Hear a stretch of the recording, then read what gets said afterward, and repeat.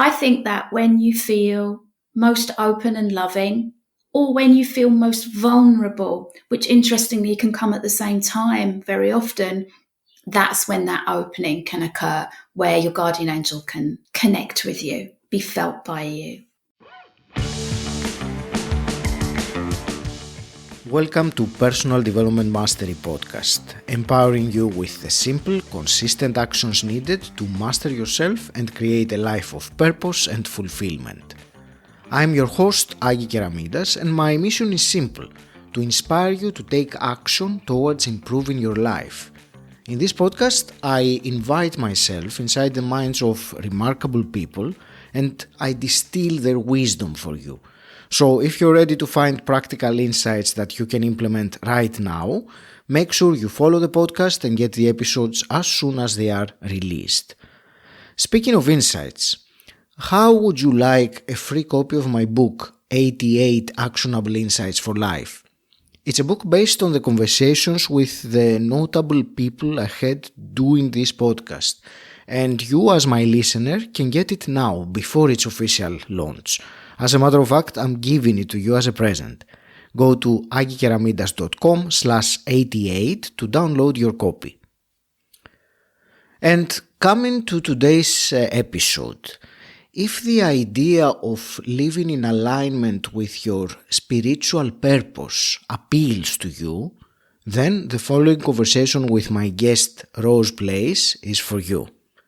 By the end of this podcast today, you will find out how to use a simple technique that allows you to accept guidance from your guardian angel, and you will also discover how personal and spiritual development are interconnected and advancing one supports advancement in the other. This is a truly enlightening conversation. Let's dive right in. Today, it is my real pleasure to speak with Ros Place. Ros, you are a guardian angel channel, best-selling author, wife, and mom to 2 boys. You believe that anyone can learn to channel, and you teach people how to channel their own guardian angel to help them take positive and effective action in their lives and live their true purpose. Ros, welcome to Personal Development Mastery. It's such a delight to be with you. Thank you. It's so lovely to be here, Aggie. Thank you so much. As I was telling you just before we hit record, this is a topic that I'm both fascinated about and I don't know what's about. So this is going to be intriguing. And we will talk today about channeling our guardian angel.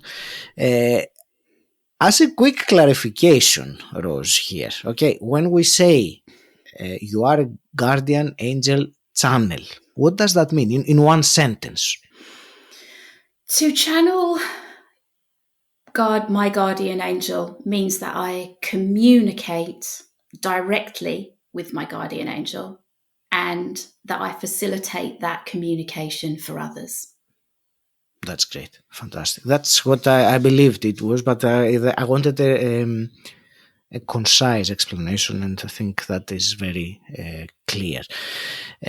So before we go there and discuss that topic, I would like to ask you about your fascinating journey, and in particular, any key defining moments along the way that really turned you into, or turned your path into where you are right now, teaching others about how to channel their own guardian angel. Yeah, I've had quite an interesting life. I think it started, my first memory is of angels. As a baby in my crib, the first thing that I remember seeing and feeling and hearing and communicating with is angels, beautiful coloured lights that were all around me. And throughout all of my childhood, I communicated with angels. They taught me, they showed me things, they shaped me in ways which were incredible. And throughout my adult life, I've continued to nurture that relationship. And my relationship with the angels has led me to the most incredible situations in my life. One that we spoke about before we came onto your podcast today was It was around 6 years ago, and I was sitting in the front room in our home with my husband Eddie. And I had at that time, so how old would Manny have been? A 6-year-old and a 13-year-old, two boys. And I said to Eddie, I want to go to Los Angeles. And he said, well, why don't you go then? So I said, okay, I'll go. So I arranged to fly out to Los Angeles on my own. I didn't know anybody. I'd never been even to America. I didn't know what to expect. I just felt really drawn to going there. And the week before I went, we had a family gathering, like a real extended family gathering where we lived. And I happened to have a conversation with my mum's cousin, big Italian extended family living here in England. And she said, oh, I hear you're going to Los Angeles. You must meet up with my daughter. She loves to meet up with English people when they come out.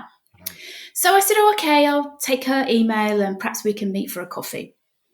So I reached out to her and we met for a coffee. And she asked me, because we'd never met before, part of the same family, but we never connected before. And she asked me about what I did. What do you do? And what brings you here? And I explained to her that I was a guardian angel channel and that I communicated with guardian angels and that I was just here feeling that I wanted to visit and I didn't have any plan whatsoever at all. And she said to me, do you know, it's really interesting you should share this with me. I think there's someone you should meet. And she introduced me to a number of people who introduced me to then a number of people and so on and so on.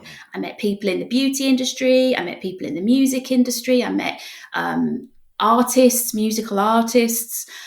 And it kind of reached a climax, if you like, when a lady who I'd connected with and read for, connected her with her guardian angel. She said, I'd really like to introduce you to my boss. And I said, yeah, of course, I'd be delighted to meet your boss. She said, would you be so kind as to go and meet him at his home in Malibu? Here are some dates. Would these dates work for you? So I said, yeah, of course. So anyway, I got an Uber to this beautiful home overlooking the sea at Malibu. And this boss of my friend happened to be a multi-billionaire in the beauty industry. And I read for him. I connected him with his guardian angel. He had lots of questions. It was a wonderful meeting. And he said to me, what do you want, Ros? And I said, I don't want anything. And then a really funny conversation, a really kind of out there conversation, which only a billionaire, I suppose, could have. He said to me, well, I've got lots of bikes. Would you like a bike, a motorbike? Can I set you up with a car? Is there any accommodation that I can arrange for you here? Can I write you a check? And I said, I really don't want anything. And he said, I'm going to go and speak to my chef. And when I come back, you need to have an answer for me. And when he came back, I had this moment of feeling as though I had the ear of God. I felt that I could ask for anything. And I knew it was an important opportunity to ask for what I really, really, really wanted. And I said to him, and he came back and he said, what's your answer? And I said, can you help me to help children? And he just looked at me and he said, do you like margarita cocktails? And I said, I love margarita cocktails. And so he actually made me a drink out on his terrace and we talked about parenting and life and had a wonderful afternoon together. And he gave me his phone number and he said, if ever you want anything, you just ring me. And every time I rang him, he would answer the phone. And I didn't rang him like 2 or 3 times because you can't just ring a billionaire for a chat. You know, you have to ring for something, which feels like a weird dynamic because you just want to ring and say, hi, I was just thinking of you. But it isn't that way. You have to. And anyway, he wrote me an application for my visa, a testimony for my visa, and he said, yeah, I'll help you. So I came back to England and I was riding this wave of wow. And then immediately after that, I kind of nosedived because I realized that as much as I wanted to help as many people as possible to communicate with their guardian angels because of the incredible opportunity that it presented. And in many ways, going to Los Angeles was about that because I really felt like if I could access people who were in positions of influence, if I could connect them with their guardian angels, then it could have some impact in the world, that it could cause them to think about things in a different way or have a different attitude. And the people that I connected with, I know that it made a difference. But I nosedived because I realized that I could not possibly connect everybody with their guardian angels. And then what ensued was a period of not communicating with guardian angels for a very long time until 3 years ago when Trasan, my guardian angel, said, instead of you doing it for other people, I'm going to show you how you can teach other people to do it for themselves.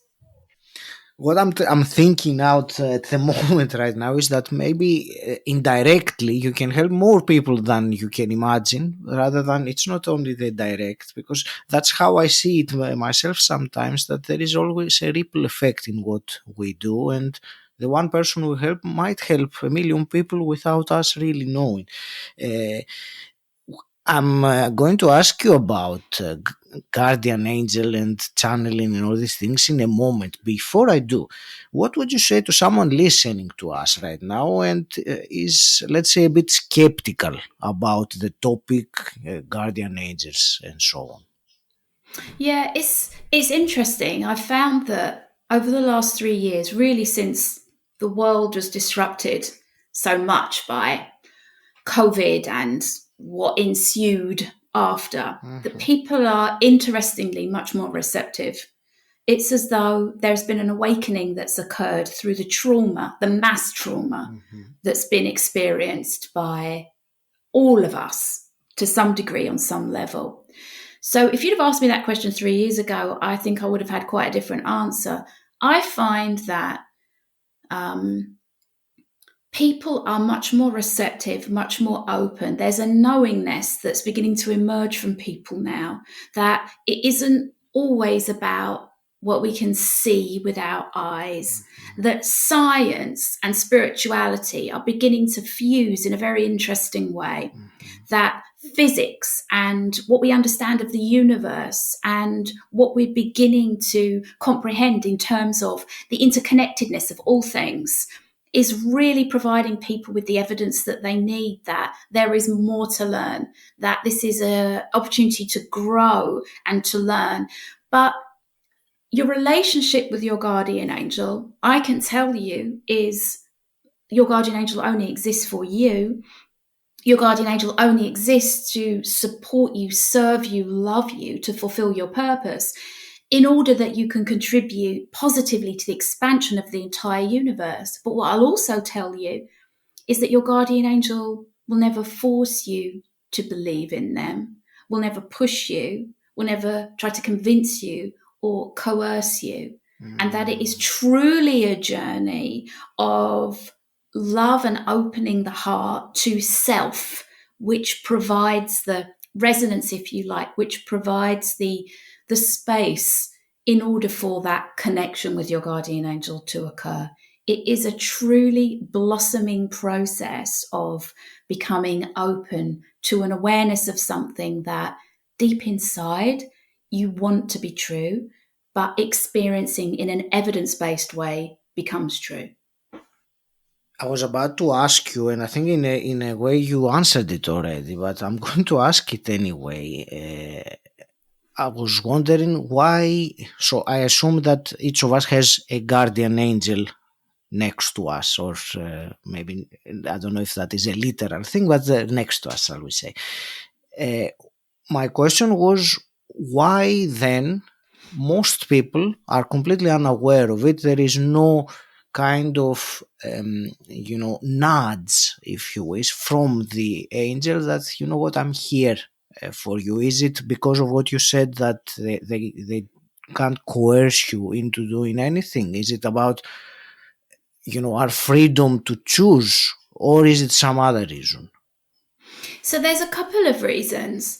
The first reason is that your guardian angel has been with you since the moment that you were conceived. Mm-hmm. And throughout the whole of your gestation period, throughout birth, throughout all of your life. And therefore, the degree of familiarity that you have with your guardian angel can, in the beginning, make it very difficult to distinguish them from you because they are such a part of you. And as you say, they are with you. They are always wanting to help you and support you. My experience is that what makes that difficult is that as humans, we create what I think of and what I've personally experienced as a defense mechanism, a human defense which is intended in rational terms to keep us safe from anything which we don't understand. When we've been hurt in our lives, for example, this defense mechanism can be created. We are told by our parts of our ego, we are told by our logical mind that we must create this defense mechanism in order to remain safe, in order to be vigilant, in order to be aware of things before they come. But this is an extremely repellent energy, which actually creates, in many cases, the reverse of what's intended, because this defense mechanism is a protectionism which becomes a barrier. So your guardian angel is always trying to help you. Your guardian angel is always radiating the energy of your purpose to you. Often people will see signs. People will talk about repeated numbers. People will talk about white feathers. People will talk about seeing shards of light. People will talk about perhaps having a sense or a feeling that's just fleeting. So they're always trying to communicate with you. Free will does play a part, but it's more a case of wanting to support you to experience more love in order that you can become more aware of them. It's a vibration, a question of vibration. I think that when you feel most open and loving, or when you feel most vulnerable, which interestingly can come at the same time very often, that's when that opening can occur, where your guardian angel can connect with you, be felt by you. Thank you for this answer. It was when you were saying about the defense mechanism of that part of the ego that wants to keep us safe, doing the familiar and nothing beyond that. You mentioned that this is a certain vibration, which is for me that's very important to realize that this kind of thinking and acting creates a vibration that in return will create the external reality or what you will attract. So it was just a my reflection, or maybe iterating my own words something of what you said. I would like to go a little bit more practical now, since we're talking about that, and you say that it is anyone can channel their guardian angel. And one thing, Rose, that I want to clarify for myself, because for me it's one thing to have an intuition or a message in my body intelligence, which could be my guardian angel talking or not. But what I'm trying to say is that it's one thing to have this intuition and knowing, but for me the word channel refers to something entirely different, because you can't have a communication with your intuition, as far as I have experienced it anyway. So can you explain that for me as well, because channel is for me a very specific word in this kind of communication. And also you can also give us some of the nitty gritty of how would one start going about doing that. Sure. Okay. So, first of all, intuition. So, Intuition, in my experience, is something which is felt more internally. Mm-hmm. And intuition can absolutely be utilized, and it's a wonderful first step towards beginning to become open to something which is uh, outside of your usual way of functioning, outside of what you would normally do. Because whenever we approach something new, it's important that we feel safe. Mm-hmm. Because if we do not feel safe, then we resist and we seize up. We become something which is not allowing of natural growth. So, intuition, a feeling or a sense of something, can really gently be applied to life. If you have a sense and a feeling about something that you should do, and this is where I want to make the distinction actually between intuition and instinct. For me, intuition is a feeling of, this would be a really good idea for me to do this. Mm-hmm. Intuition for me is, hey, why don't you call that person, or why don't you open that drawer when you're looking for something that you may have lost, or a feeling of doing something, a gentle step, practical way that you can begin to apply what you feel to your life, which is different to instinct, because instinct to me is something which is no. If I'm feeling something, if I feel my instincts, it feels physical, and it feels like something which is, an instinct is like not to go down that street or not to walk down that alley. That's a real, like some people would describe that as a gut feeling. Yes. So do you feel the same? Absolutely, absolutely. I think I used the word intuition earlier, but yeah, I realized the Yeah, instinct is very of the body. It's not, yes, and it's quite intense, and yeah, it makes you pay attention. absolutely, absolutely. So intuition is absolutely something which you can apply practically to your life and that can guide you. Yes. Now, with regards to channeling, Mm-hmm. and instinct, intuition, as I said, is internal. Mm-hmm. Channeling is external. Yes. Channeling is, your guardian angel is not you. Channeling your guardian angel is connecting with the energy that came to be with you in this lifetime to direct you to your divine purpose. Channeling is a literal channel. The technique that I teach is creating a channel of communication all the way from you, in actual fact, your heart center, all the way up through all of your channels of communication, up through your crown and to your guardian angel and back down. And that channel is created through a process of gentle, loving next steps, of validations, of confirmations, of ultimately trust, which develops naturally between you and your guardian angel as you become open. So channeling is external, intuition is internal. Both can be developed, both can be practically applied, but does that explain the distinction between the two?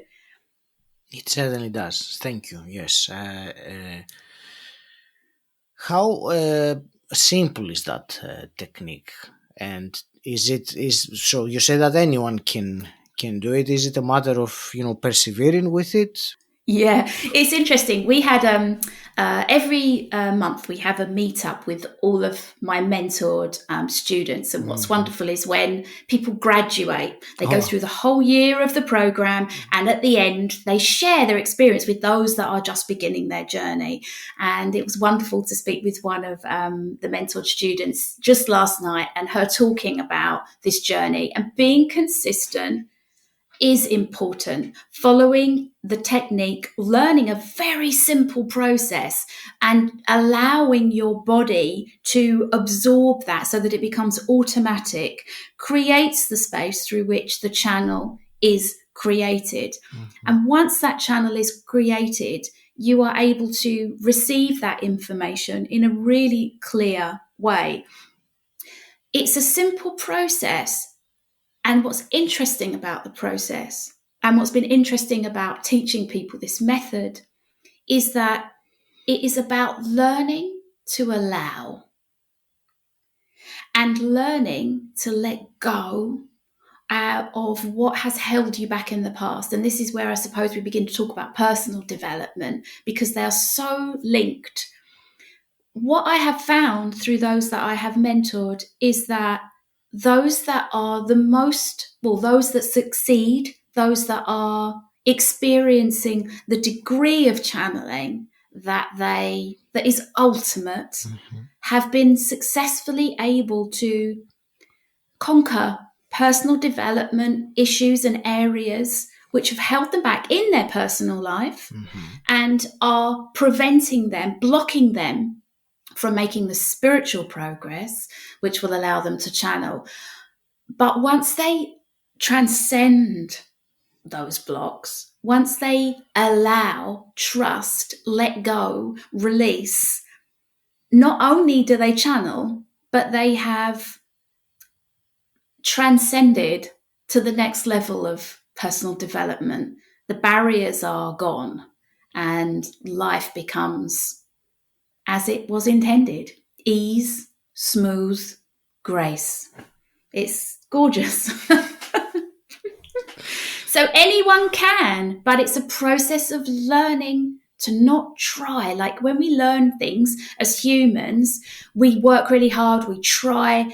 I can definitely associate with that. It's like if I'm doing something, I'm going to give myself to it. I'm going to try. I'm going to work really hard. All of the conditioning that we learn as a human. But this is kind of the antithesis of that. This is allowing. This is letting go. This is through a beautiful process of trust, which naturally evolves in your own way, on your own timeline. No pushing, no forcing, no making things be. The channel opens. If you're enjoying this episode, can you find one person that you think would add value to and share it with them? I would really appreciate you, and it really helps grow the show and also helps you add value to people you care about. Thank you so much. Let's get back to the episode. Tell me a bit more about those blocks, those barriers you mentioned earlier. Are they in the subconscious barriers? Are they energetic barriers? Are they all sorts of different barriers? What's your experience with that? Yeah, they are all different. So where they show up, I'll give you an example of where a couple have shown up in a way that. So what's interesting about this is that very often what it is possible for us as outside of a situation to see as a repeated pattern or a recurring situation in someone's life is very difficult for that individual to see when they're in the thick of it. That makes sense? Oh, yes. And I think we can all benefit from a little bit of external kind of like constructive feedback sometimes. But in terms of where these blocks occur, for example, there was a wonderful man who has just graduated in the program, a man who's just graduated in the program. We were talking about that earlier. And he has been able to, through a series of layers, release incredible fear, which was installed in him as a child, a feeling of abandonment and a feeling of deep fear, which he experienced in his childhood, which has had a ripple effect throughout his entire life. His inability to fully open to trust and nurture healthy relationships, to allow anybody in and close, to fully let go and allow himself to be loved.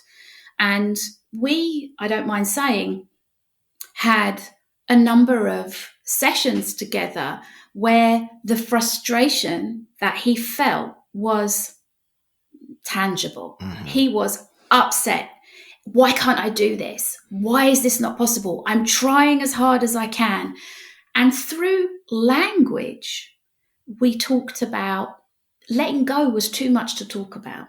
Letting go was too much. It was just being more gentle in terms of perhaps releasing a little of the control, trusting and trying this approach, which can be something which can be stopped at any time, this new approach to accepting and allowing.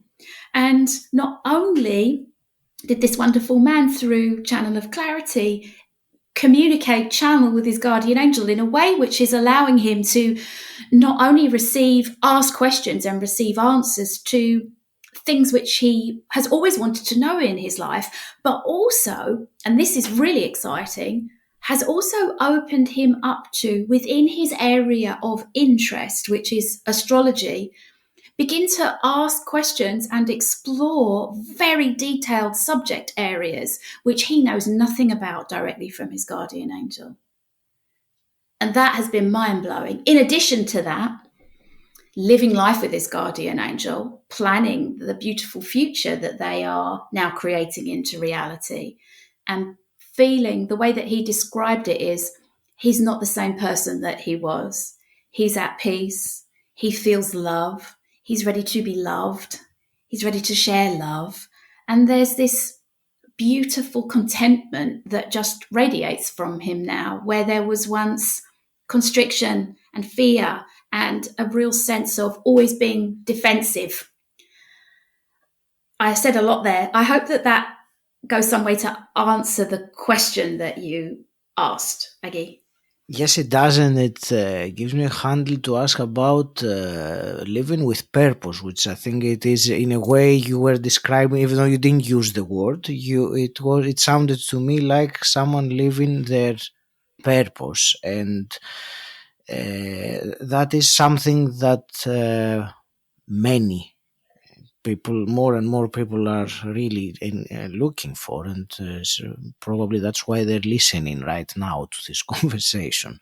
I want to bridge this purpose or living purpose, and how you said that when you live your life with your guardian angel, then the result of it, or the actions that you will be tending to take anyway, would be aligned with that. And I wanted to bridge that in particular with, you mentioned personal development, and I want to discuss this, the correlation and the distinction about personal development and spiritual development, because I think there are so many common things. In many ways it is the one and the same thing, but it's not in another way. There is a distinction there, and I think it is important, if not imperative, to embrace the spiritual development side of things if we want to advance in our journey,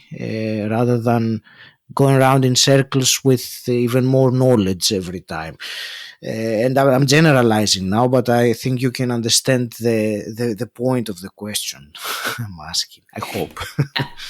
Yeah, well, I'll have a go. I hope that I understand. I think there's so much to explore within that, isn't there? It's exciting. I can feel my heart start beating as you start to talk about it. So personal development and spiritual development, I describe as two sides of the same ladder.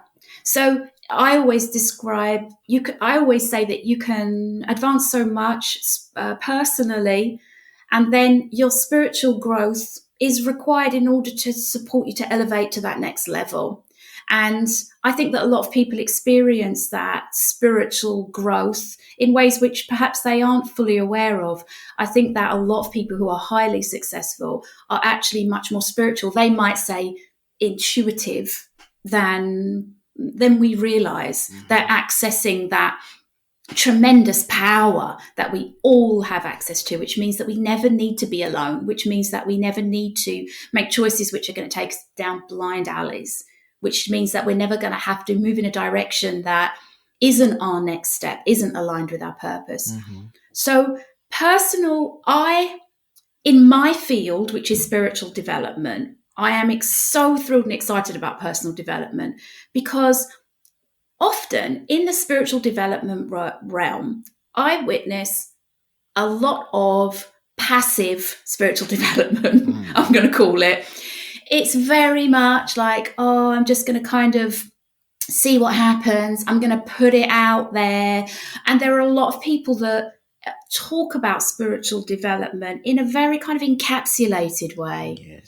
When to me, spiritual development is an opportunity for you to develop personally, because the guidance that you can receive from your guardian angel, the answers, the direction, co-creating life with your guardian angel is practical.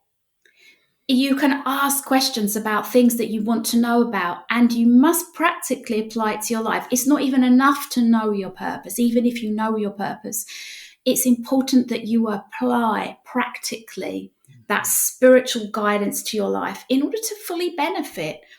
And in terms of the connection, spiritual development for me is something which has brought so many incredible blessings into my life and into my family's life.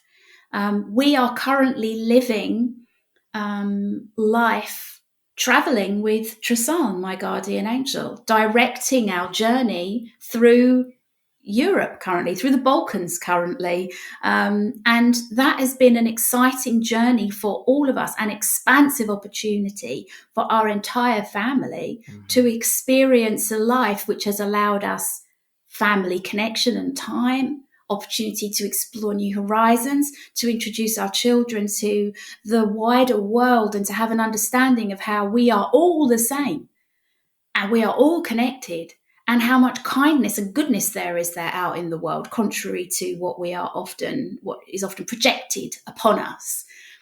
And living life with Tristan, my spiritual development is providing tremendous opportunities to learn life lessons, which is really what I feel is the interface between spiritual development and personal development. Life lessons, things which keep coming up, things which, if you ignore, will just repeat in slightly different ways. But once you clear them, you truly are free to live life in a way that you intended. It is such a beautiful message and very inspiring and empowering, I think, for those who want to. So I would rewind it and listen to that again. I think it's really it can uplifting as well.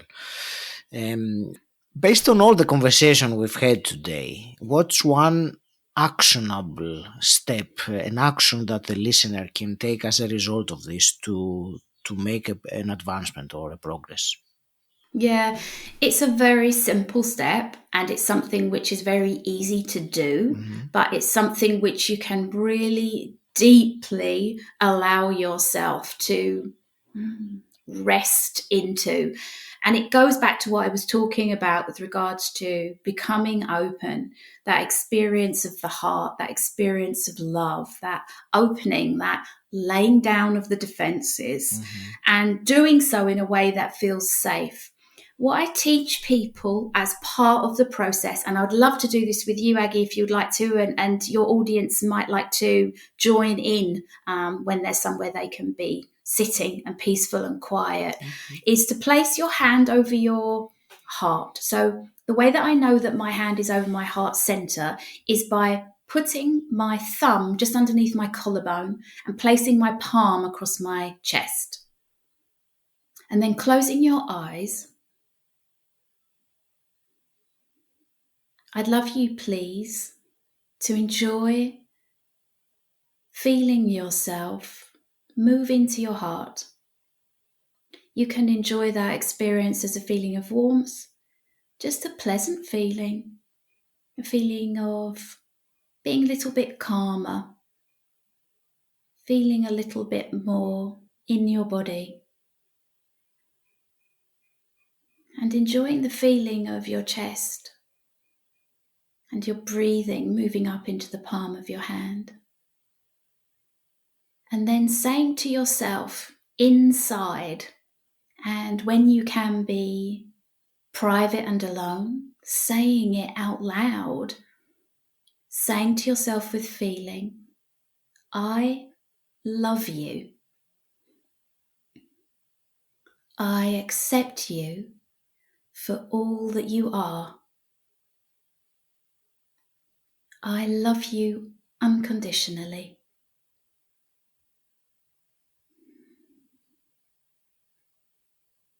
And just allowing yourself to accept love, to accept a better feeling, to accept gentleness, softness. And when you're ready, placing both of your palms on your legs, making sure that your body's the first thing that you see when you open your eyes, coming back. And that process of just putting your hand on your chest is something that you can do that will connect you in with your heart, with I love you, I accept you for all that you are, I love you unconditionally. It feels so unusual to say it to begin with. It feels, for some people, uncomfortable. It can feel awkward. But the more that you give yourself to this feeling, the more you will increase your ability to feel love for yourself and therefore feel love for others. So that's what I would encourage everybody to start with, themselves. I love you. I accept you for all that you are. I love you unconditionally. And say it to as much as you can with feeling to yourself every time you do it. And that's really where I would recommend you begin. Thank you. How wonderful it was. Ros, we didn't have much time to talk about your book, Channel of Clarity, but I know that you have an offer for the listeners. So please direct him or her to where they can find the book with this offer you have, and also any other place you would like to share with them so that they can carry on with the conversation. Of course, I will put all the links in the show notes as well. Oh, thank you, Aggie. So, in the show notes, there'll be a link to, for your listeners to be able to purchase the Channel of Clarity digital book and all of the additional resources that go along with the book for just $1. And that will provide you with the full Channel of Clarity technique. There are some wonderful assessments and quizzes. There's the story there of me meeting the billionaire and many other stories about my own experiences of lack of self-confidence, people-pleasing. I certainly am work in progress, as we talked about previously. In addition to that, if anyone would like to find out more about the ways that I work with angels, then I think my YouTube channel is the best place to go there. It's the Guardian Angel channel on YouTube, and there are meditations, there are videos which I create every week and love to share. And come along and say hi. Let me know that you've seen the video, and I'm very active there, and I'd love to chat. Ros, I want to thank you very much for this conversation. I think it was valuable, and it gave the message to the one that is ready to hear it and absorb it and take action on it, because it resonates. So I'm grateful for this conversation, and I will leave it to you for your last parting words. Thank you so much. And thank you for all that you do, Aggie. Thank you for your wonderful podcast. Thank you for the message that you share. It's just such a delight to be with you. And I'd just like your audience to know that I'm here. If they have any questions, if they'd like to ask anything at all, I love nothing more than to talk about guardian angels and to help those that are wanting to develop their connection. So thank you so much. This was episode 340, and before I leave you for today, if you've enjoyed this episode, can you find one person that you think it would add value to and share it with them? I would really appreciate you. Not only does this help grow the show, it also helps you add value to people you care about. Thank you so much. Until next time, stand out, don't fit in,